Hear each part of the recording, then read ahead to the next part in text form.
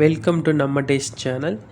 இன்றைக்கி நான் எங்கே போயிட்டுருக்கேன் அப்படின்னா, பெங்களூரில் இருக்க ஒரு கோவிலுக்கு தான் போயிட்டுருக்கேன். என்ன திடீர்னு கோவிலுக்கு அப்படின்னா, சென்னையிலேருந்து பெங்களூருக்கு வந்து 7 months ஆகுது. ஸோ ஷிஃப்ட் ஆகிட்டு இங்கே பெங்களூரில் எந்த கோயிலுக்குமே நான் போகலை. ஒரு கோயில் போகலாம் அப்படின்னு ஃபைன் பண்ணும்போது தான் என்னோடய ஃப்ரெண்ட்ஸாக இருக்கட்டும், இல்லை சோஷியல் மீடியாவாக இருக்கட்டும், எல்லாரும் ரெஃபர் பண்ண ஒரே கோவில் இந்த கோவில் தான். அந்த கோயிலுக்கு தான் இப்போ நான் போயிட்டுருக்கேன். அது எங்கே இருக்குது அப்படின்றத சொல்கிறேன். பெங்களூரில் ராஜராஜேஸ்வரி நகர், அதாவது ஆர்ஆர் நகர்னு சொல்லுவாங்க, அங்கே தான் இந்த கோவில் அமைஞ்சிருக்கு. நேம் ஸ்ருங்ககிரி ஸ்ரீ சண்முக சுவாமி டெம்பிள். அப்பார்ட்மெண்ட்ஸ் நிறைஞ்சிருக்கிற பெங்களூரில் இப்படி ஒரு கோவிலா அப்படின்னு ஆச்சரியமாக இருந்துச்சு. அப்படி தான் இந்த கோவில் இருந்துச்சு. குன்று இருக்கும் இடமெல்லாம் குமரன் இருக்கும் இடம்னு சொல்லுவாங்க. அது மாதிரி தான் பெங்களூரில் இப்படி ஒரு மலையில் முருகன் டெம்பிள் அமைஞ்சு. டெம்பிள் ஓப்பனிங் டைம் காலையில் 7 மணிலேருந்து 12:30 மணி வரைக்கும், மாலையில் 4:30 மணி முதல் 9 மணி வரைக்கும். கொஞ்சம் ஸ்டெப்ஸ் ஏறி போகிற மாதிரி தான் இருந்துச்சு. ஸ்டார்டிங்லேயே வந்து பூஜா பொருட்கள்லாம் இருந்துச்சு. ஏறின உடனேயே பஞ்சமுக விநாயகர் டெம்பிள் தான் ஃபஸ்ட்டு வரும். 5 முகங்களுடன் கம்பீரமாக விநாயகர் இருக்கிறாரு. விநாயகரை கும்பிட்டுட்டு நம்ம படிப்படியாக அடுத்த ஸ்டெப்பை ஏறி மலைக்கு போகலாம். பெங்களூரில் இப்படி ஒரு கோவிலா அப்படி தான் இந்த கோவில் இருந்துச்சு. எல்லோரும் சொல்லும்போது தெரில, வந்து பார்க்கும்போது தான் அதோட ஃபீல் தெரிஞ்சிச்சு.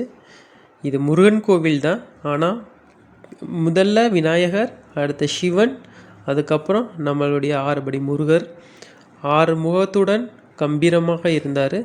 விநாயகரை வழிபட்டுட்டு கொஞ்சம் ஏறினோம்னா மிகப்பெரிய சூலாயுதம், அதுக்கு கீழே புத்தின் வடிவில் கோவில் அமைச்சிருக்காங்க. புத்துக்குள்ளே சிவலிங்கம் இருக்கிற மாதிரி அமைச்சிருக்காங்க. ரொம்ப அழகாக இருந்துச்சு. போன டைம் பார்த்திங்கன்னா மகா சிவராத்திரிக்கு முதல் நாள், அதுவும் சாட்டர்டே, கூட்டமாக இருக்கும்னு நினச்சிட்டு தான் போயிருந்தோம். ஆனால் அவ்வளோவா கூட்டம் இல்லை. மேபி சிவராத்திரிக்காக அலங்காரம்லாம் பண்ணிகிட்டு இருந்தாங்க.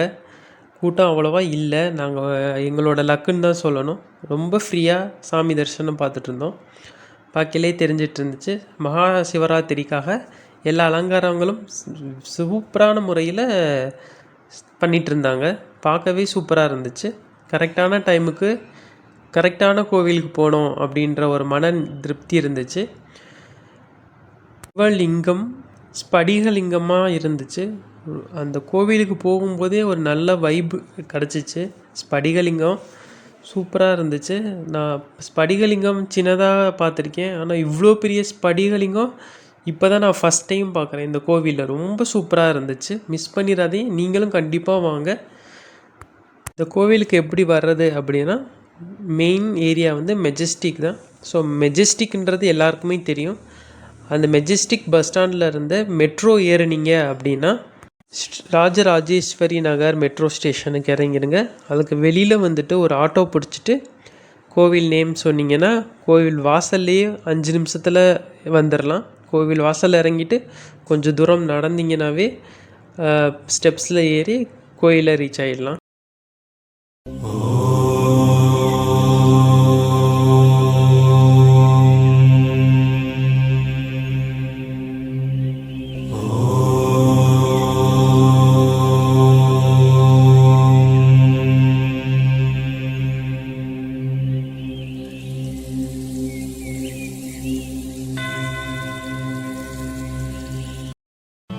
என்னப்பன் அல்லவா என் தாயும் அல்லவா, என்னப்பன் அல்லவா என் தாயும் அல்லவா, கண்ணார முதக்கடலே போற்றி சீரார் பெரும்புரை நம் தேவனடி போற்றி, ஆராத இன்பம் அருளும் மலை போற்றி, கையிலை மலையானே போற்றி போற்றி.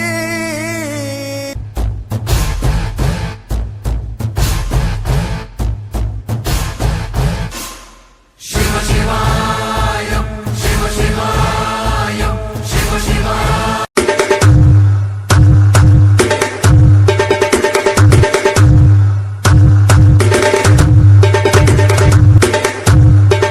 சிவனை தரிசனம் செஞ்சுட்டு வெளியில் வந்தீங்கன்னா மிகப்பெரிய சூலாயுதத்தோட நாகமும் இருக்கிற மாதிரி ஒரு இப்போ வச்சுருக்காங்க. சூப்பராக இருந்துச்சு. அதை அப்படியே திரும்பி இந்த சைடு பார்த்தோம்னா பெங்களூர் சிட்டி வந்து வியூ சூப்பராக இருந்துச்சு. அந்த பெங்களூரோட வியூவை பார்த்துட்டு சூலாயுதத்தை தரிசனம் செஞ்சுட்டு கொஞ்சம் தூரத்தில் நடந்து வந்தீங்கன்னா இன்னொரு விநாயகர் டெம்பிள் இருக்கும். அங்கே சாமி தரிசனம் செஞ்சுட்டு பார்த்தீங்க அப்படின்னா கோவிலோட கோபுரத்தை 6 முகத்தின் அதாவது 6 முருகப்பெருமானின் முகத்தால் அமைச்சு கோவிலோட கோபுரத்தை அமைச்சிருக்காங்க. அதற்கு மேலே வந்து ஒரு மிகப்பெரிய வேல் வச்சுருக்காங்க. கோவிலோடைய மிக சிறப்பான அம்சமாக இருந்துச்சு. அந்த சிலையும் அந்த கோபுரமும் 62 அடி அப்படின்னு சொல்கிறாங்க. ரொம்ப அற்புதமாக இருந்துச்சு. அதை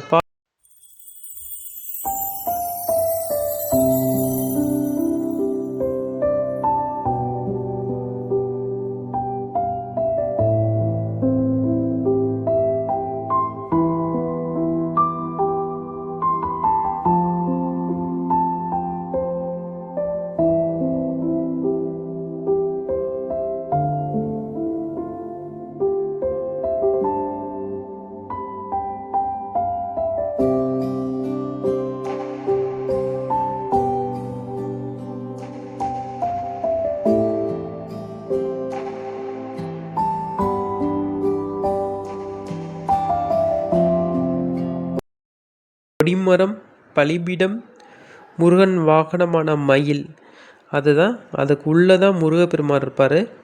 முருகனை வீடியோ எடுக்கிறதுக்கு ஃபோட்டோ எடுக்கிறதுக்கு அலோடு இல்லை, அதனால் நான் எடுக்கலை. அதை முருகனை தரிசனம் செஞ்சுட்டு உள் பிரகாரத்தில் சுற்றி வந்தீங்க அப்படின்னா 6 படையும் ஒரு ஓவியமாக அது பெயிண்டிங் மாதிரி இருக்குது. ஆனால் அது பெயிண்டிங்கில் 3 டைமென்ஷனில் அது பண்ணி வச்சுருக்காங்க. ரொம்ப அற்புதமாக இருக்குது. 6 படை வீடையும் 3D டைமென்ஷனில் வச்சுருக்காங்க. நிறையா சின்ன சின்ன சிலைகளும் அங்கே வந்து உள்ளே சுற்றி வச்சுருக்காங்க. ரொம்ப சூப்பராக இருந்துச்சு இந்த கோவில். கண்டிப்பாக பெங்களூருக்கு வந்தீங்க அப்படின்னா இந்த கோவில் வந்து கண்டிப்பாக எல்லாருமே பார்க்க வேண்டிய ஒரு இடம். ரொம்ப அற்புதமாக இருந்துச்சு.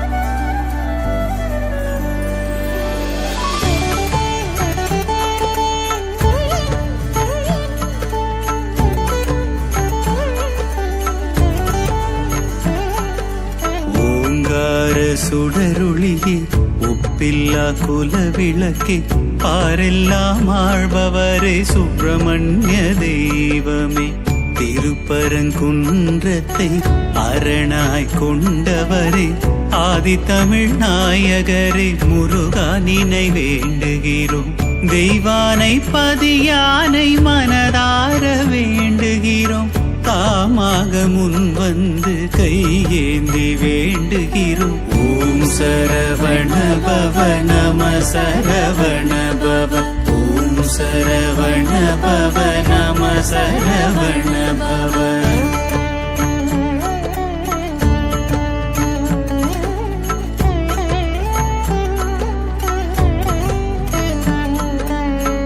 ஆழிமுத்து நாயகரே மண்ணாளும் மன்னவரே வேலவ தெய்வமே வெள்ளி மழை பொழிபவரே சக்தியின் மைந்தரே சகலமும் காப்பவரே.